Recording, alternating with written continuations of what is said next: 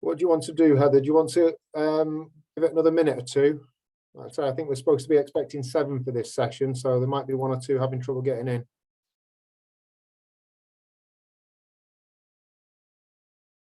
Yeah, I'm happy to wait a minute or so.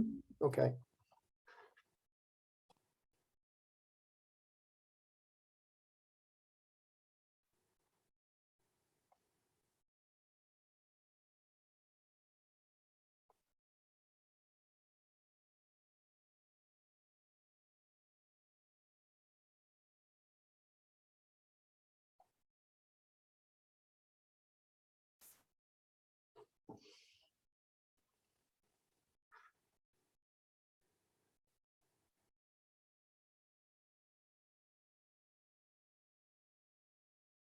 That's fine, Tom.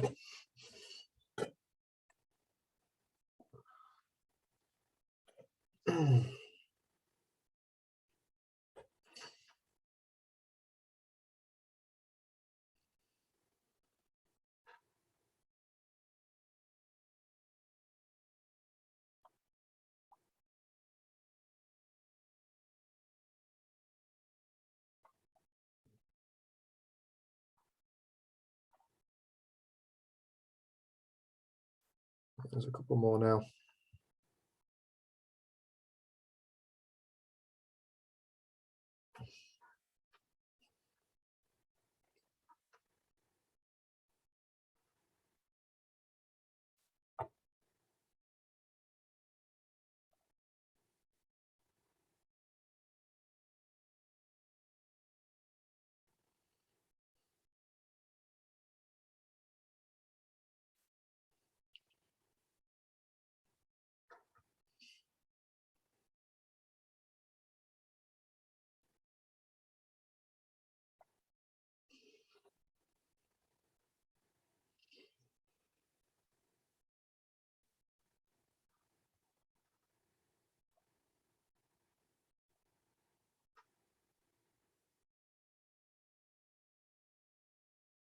You happy to make a start, Heather? Okay, we'll make a start. A warm welcome to you all for this this session on good stewardship of cash and investment, including legacies. I'm Sean Reynolds, and I'm the Development and Training Officer for the Diocese of Manchester, and I'll be administering the Zoom session from behind the scenes. I was going to say I'll be logged into Hoover, but we had a bit of feedback on that, so I won't actually be in Hoover on this this particular session. Your speaker this morning is Heather Lamont. Heather is the Director of Client Investments at CCLA, which is the largest charity fund manager in the UK.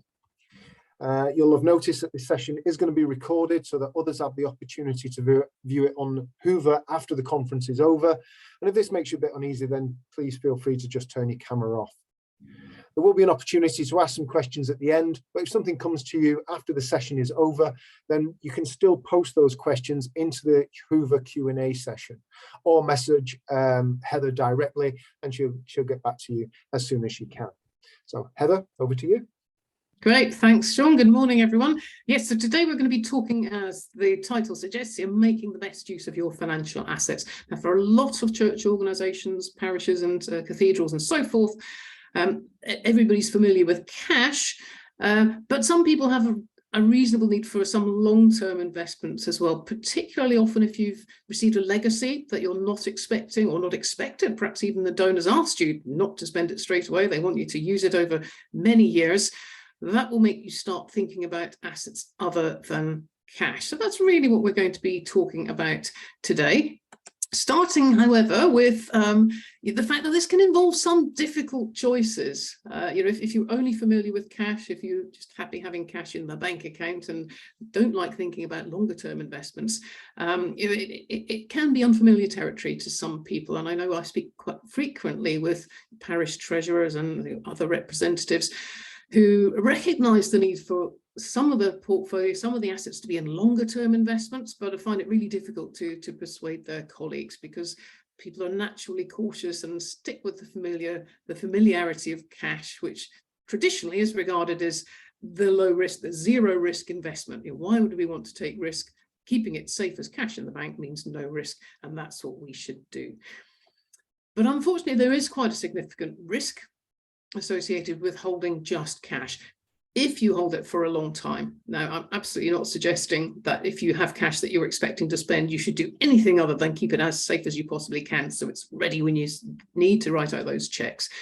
But just looking at this chart here, we're reminded of, even at times of relatively low inflation, of course, we're currently in a period of elevated inflation, but even when inflation is relatively modest, over time, that will damage the spending power of your cash. So I'm showing here, if you imagine you put £100 in the bank 5 years ago, that left-hand column is saying that in today's terms, this would be worth well under £90 now, so you've lost £11.5 worth of the original spending power.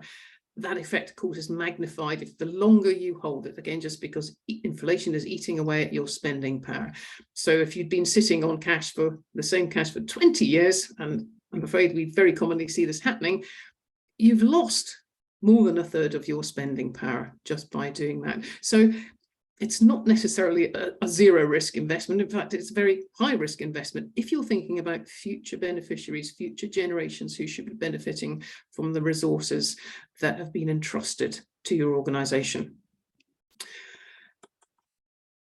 I'm just suggesting here some of the reasons we hear from people, and I've hinted at one or two of these already, about why parishes and other church organizations do often end up sitting on cash for year after year, decade after decade, despite the fact we all know the damage that inflation will do to that spending power.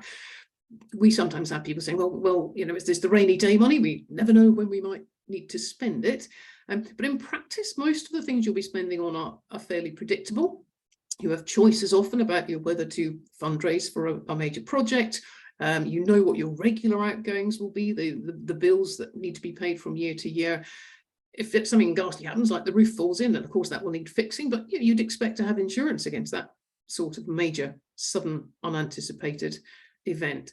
So yes, you always need some cash because there are always going to be some ins and outs, but just saying we should sit on cash entirely forever just because something might happen that we don't know about probably isn't really a very good reason. And one of the other things that people often say is, well, we're just members of the PCC, or we're members of the chapter. We're not investment experts, so what would we do with it? We don't know how to invest beyond cash, which everyone is familiar with. But there are actually, as we'll be seeing later, there are routes to investment markets which do allow church investors to access what I'd call proper long-term investments in a relatively low-risk way, and in ways which recognise the fact that you don't have to be experts. You just need to understand what are your risk priorities. Is it keeping the cash safe in the short term because you're going to spend it, or actually is it generating returns to spend from year to year and maintaining the long-term spending power for future generations? And then I think the one I probably is most intrinsic to how human nature, if you like, is the third one here. Just that sense of risk. People know that if you use anything but cash, it can go down as well as up in value. That's how you target those longer term returns, which will actually generate the resources that you need. And everybody would dread sitting in front of the AGM and having to explain why and I would put this in inverted commas, lost money, just because the portfolio has gone down in value for a period. You haven't actually lost money unless you sell something for less than you bought it for.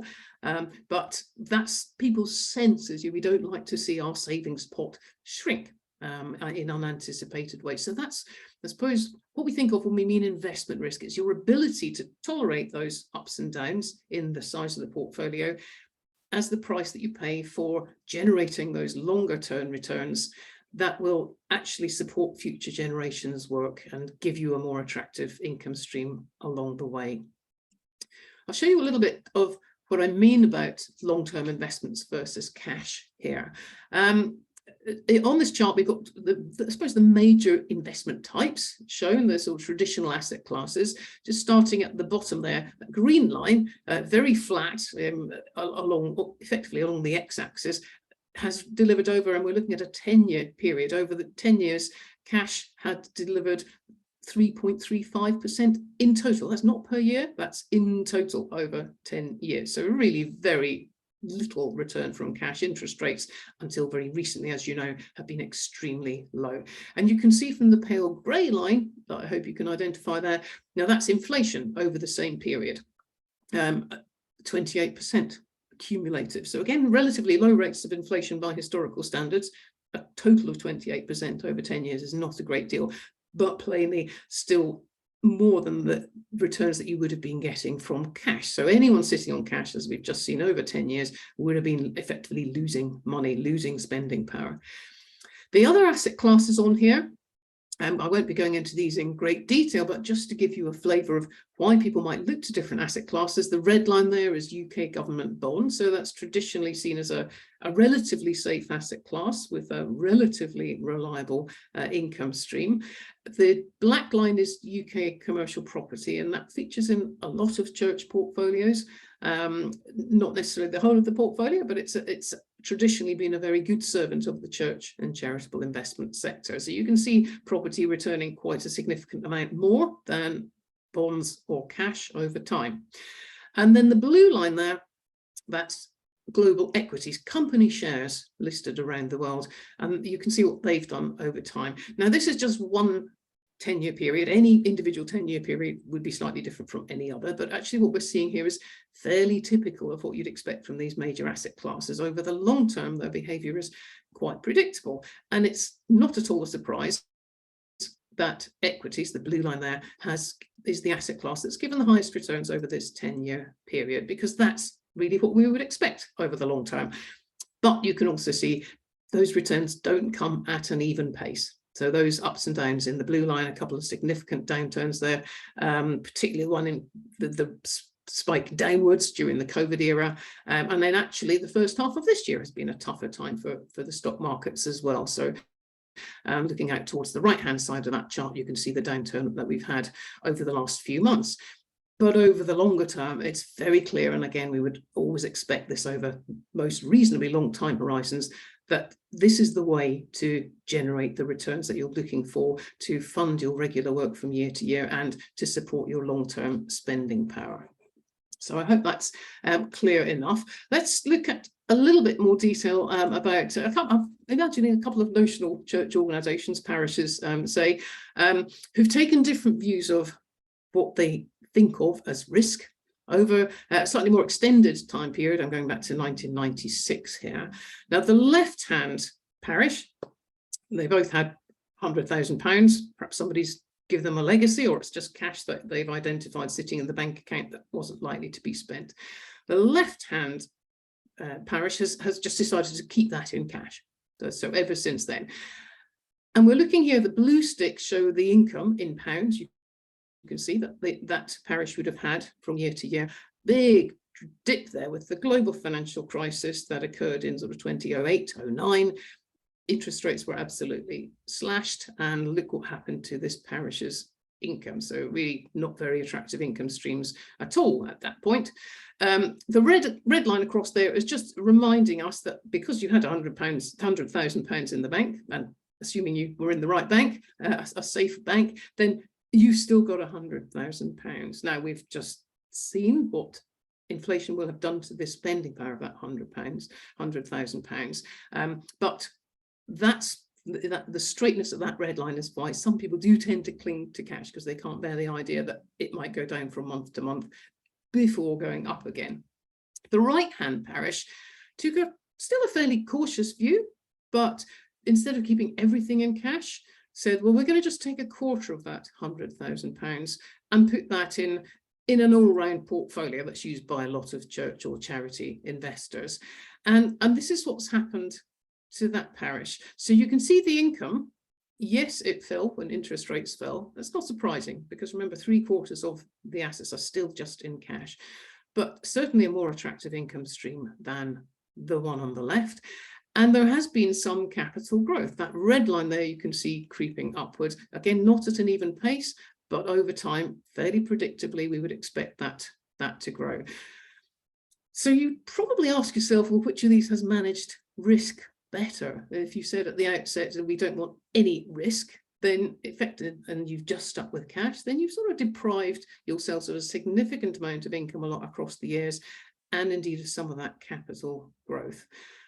I would suggest that for where you've got cash that you expect to be sitting around for a very long term, then putting at least some of it in a suitable long-term portfolio is probably better management, better stewardship of the assets. And remember the one on the right, you haven't bet the house, you've still kept quite a lot in cash. So even a modest allocation to real investment assets can be good for you over the long term. Of course, the more that you put in, the more you would expect that effect to be exaggerated. Yes, you'd expect higher long-term returns, but you would have more volatility along the way. So this is one of the challenges that parishes and other church organisations are regularly facing, just thinking about, well, what are our risk priorities? What is our time horizon? What would be best for us? So how do parishes, and I've just said parishes, I'm including all church investors in here, how do you go about accessing those long-term investments when, as we've already said, you don't necessarily have a great weight of expertise among the trustees, the parish council, the governing body? And typically, you'll be joining in with other investors who have similar needs. Pooling your funds, so we tend to refer to pooled funds, in with other investors and entrusting those to the charge of a manager who is targeting objectives that is common to all the investors in there. So that manager will do all the difficult bits, if you like, the bits that individual investors might not be so comfortable doing, about how much should be in this type of investment asset, and indeed within each asset class, which individual investment should we be selecting.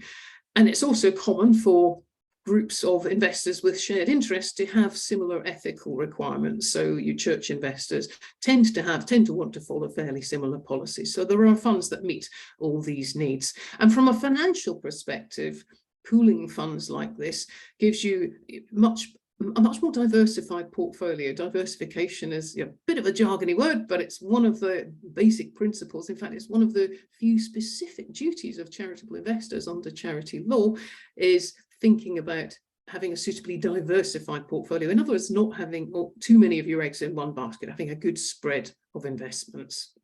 It's also using a pooled fund it's an efficient cost structure. Surprise, surprise, you've got lots of investors pooling their money together. That means the costs of the manager's skills and the other costs of running a fund are spread much more thinly. So you tend to get the benefit of that through to the net investment returns, the income and capital growth that you get over time. And it's also a very straightforward way, administratively and in reporting terms, to access what can be quite a complex portfolio. But if you're accessing it through a single pooled fund, then you only have to account for, there's one line on your balance sheet, there's perhaps 4 regular income payments. You don't have lots of individual purchases and sales of assets to account for, because that will all be going on within the fund wrapper. You will only have to account for purchases and sales of capital assets if you buy or sell units in a fund, if you draw down from the portfolio to spend from its capital, or indeed if you add to it because you have additional capital to invest. So that's a sort of general introduction to why you might think about long-term investments for part of your resources at least, and how people go about accessing those. I'm going on now to talk a bit about us at CCLA and the funds that we manage, which I'm referring to these funds because they are used by an awful lot of Church of England investors. There's a range that's specific to the church of England. So we'll be hearing about that in just a moment. But see, we at CCLA, we are, as Sean was saying at the beginning, we're in fact the largest manager of charitable funds. That includes a lot of Church of England funds in the UK. We've been around since 1958, so dedicated to this sector, to the specialist needs of church and other charity investors. And actually the church, in a sense, is our largest donor. We're our largest shareholder in CCLA is the Central Board of Finance of the Church of England. So there's an oversight of our work on behalf of church investors that goes beyond the structure of most privately owned firms. So we're mutually owned, which gives a good alignment of interests between you as potential investors and us as the manager, because the Cbf funds really are there to meet the interests of church investors, not particularly interested, although they're our largest shareholder, not particularly interested in CCLA making a big fat profit and paying out high dividends every year, actually really just interested in us doing the best possible job with the funds that we manage on behalf of tens of thousands of church investors. So I've mentioned already, just looking at this pooled fund range for the Church of England, they're called the Cbf Funds. I've already mentioned the Central Board of Finance that stands for, and designed specifically for use by Church of England bodies. And one of the other benefits of that, I guess, is we follow all the church ethical guidelines. So if you or colleagues are wondering or worrying about if we invest, will it be ethical, we automatically follow the guidance of the Ethical Investment Advisory Group of the church. So, and in some cases we go beyond that as well. But it's a very sort of low risk and low admin way for you and your colleagues to think, well, are our investments being invested consistently with the church's views? Yes, they are through this range of funds. So here I'm just listing the funds that we have. I won't go through all of these in detail at all, but the most commonly used ones are the Cbf Deposit Fund, and it's very possible that your organisation already has deposit fund holdings, quite possibly under the auspices of the trust arrangements with the diocese. And similarly, some organisations already have holdings in the Cbf Investment Fund. So that's the all-round portfolio for long-term investors that has different types of assets in it.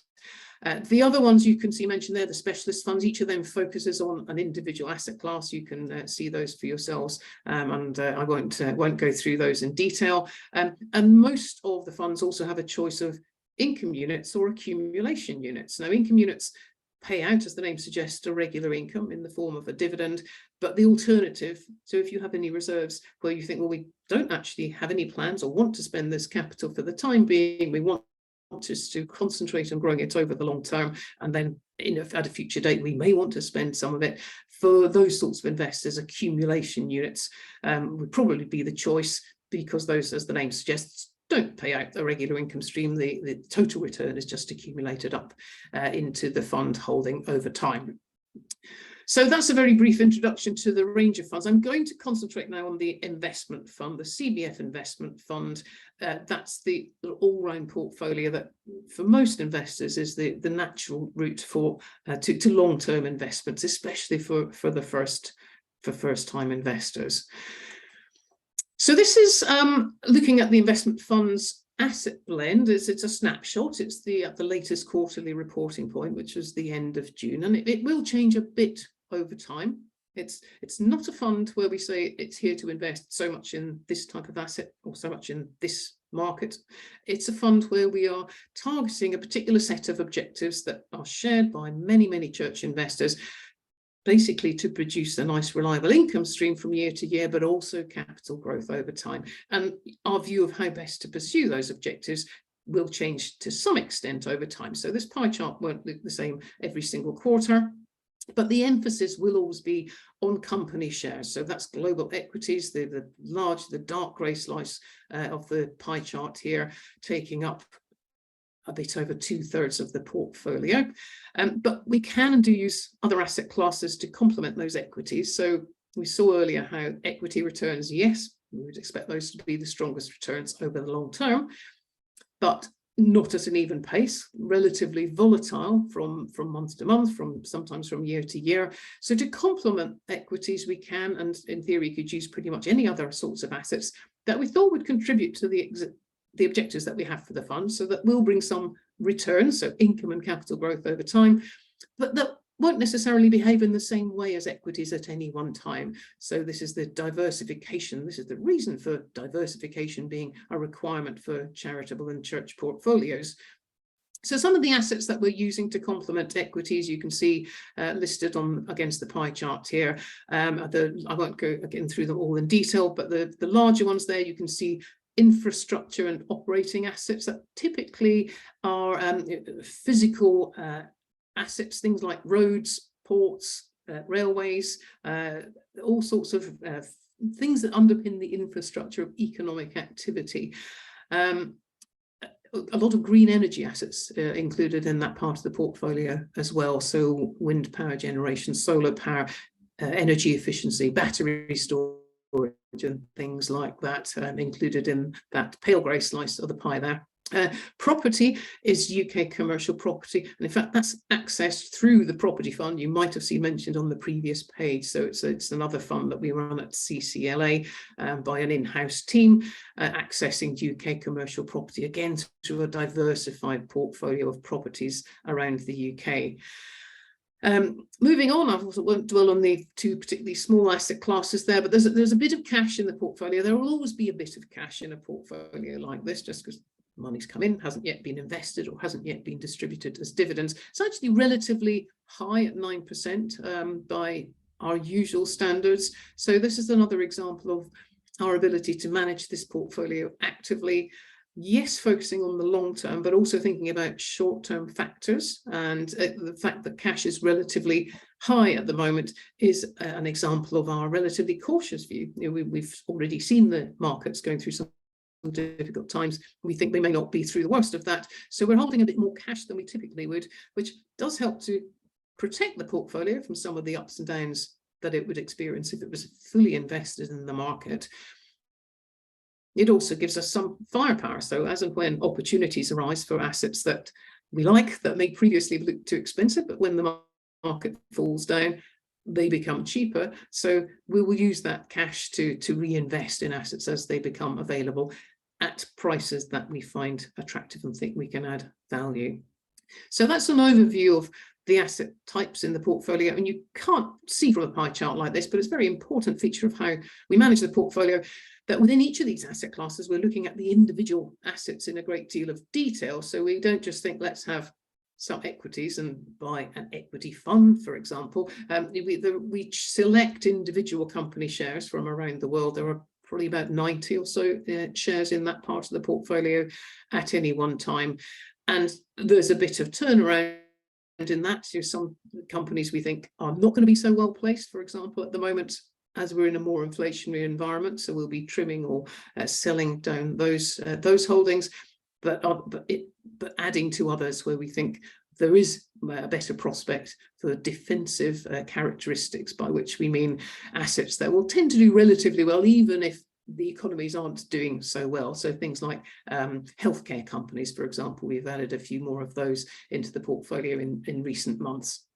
So it's an actively managed portfolio of individual investments, and the asset blend that you see here, as I say, will change slightly over time anyway, but that's really the result of our selection of individual investments within each of those asset classes there.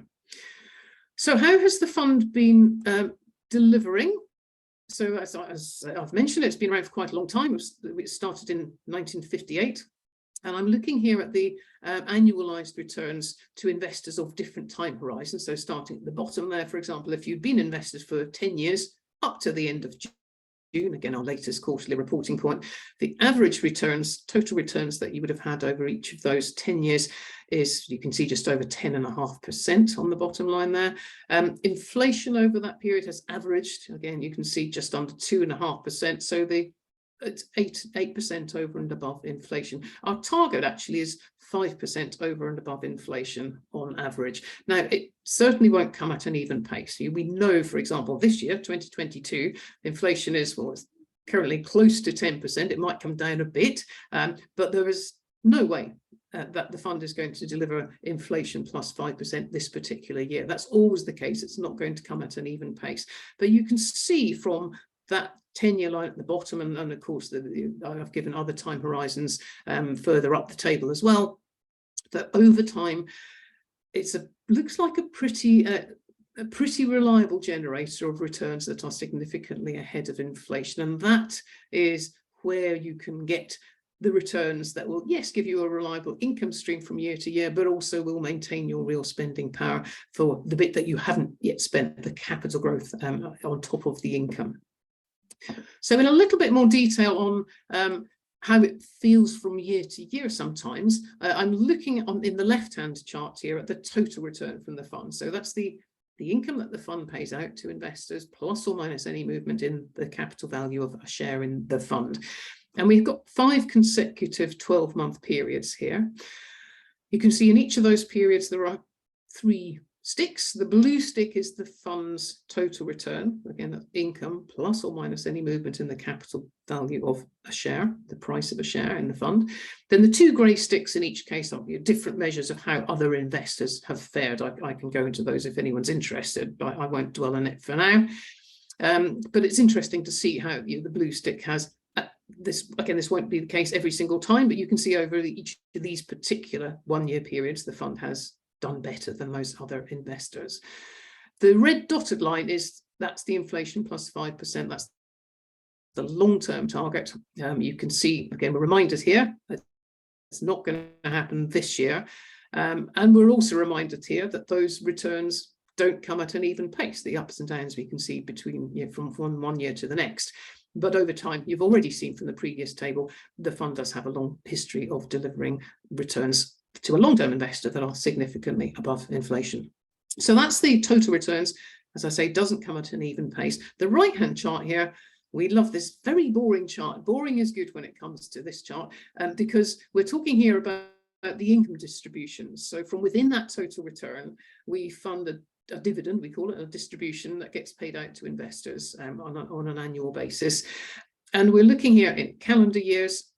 You can see the years on that chart there. The little figures at the top of each stick probably won't mean much in their own right. That happens to be the number of pence per share in the fund that we've been paying out.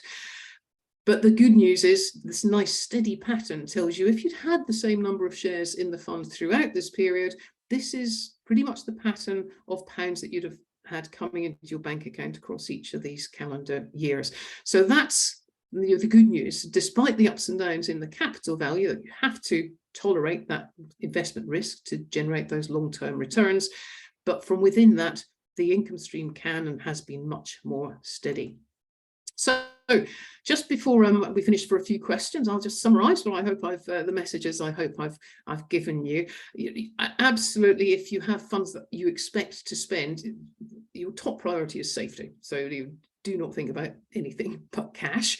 But actually for long-term reserves, things that either are intended for the long term, perhaps because of a legacy donation and that's been specified by the donor, or perhaps because it's just surplus funds that have been built up over the years and are sitting around and not being spent, those really should be doing a bit more work for you, generating an income and growing in value. And we saw from one of the earlier charts, you don't have to put it all into the market, put it all at risk, but even a modest investment of a proportion can generate a significantly higher income stream without betting the house, without putting all your assets at risk. It's very hard to know from 1 year to the next what that total return will be, because the propensity of the assets that generate long-term returns to go up and down in value over the short term. But you can be pretty confident that the longer you're invested, the more likely it is that you'll see your spending power has grown over time and the capital value will have grown.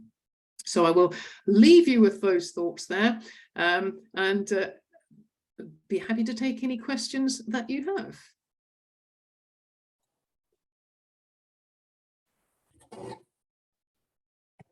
Thank you, Heather. What struck me right from the beginning was we all know that our money's worth less, but to actually see it in a graph of over 20 years, the cash depreciation, it's just a stark reminder that if you leave it in the bank, it's going to be worth less over time. Yes, So yes, you do give wonder if future generations would thank you. Yes. hindsight and all that. Yeah. So has anyone got any questions?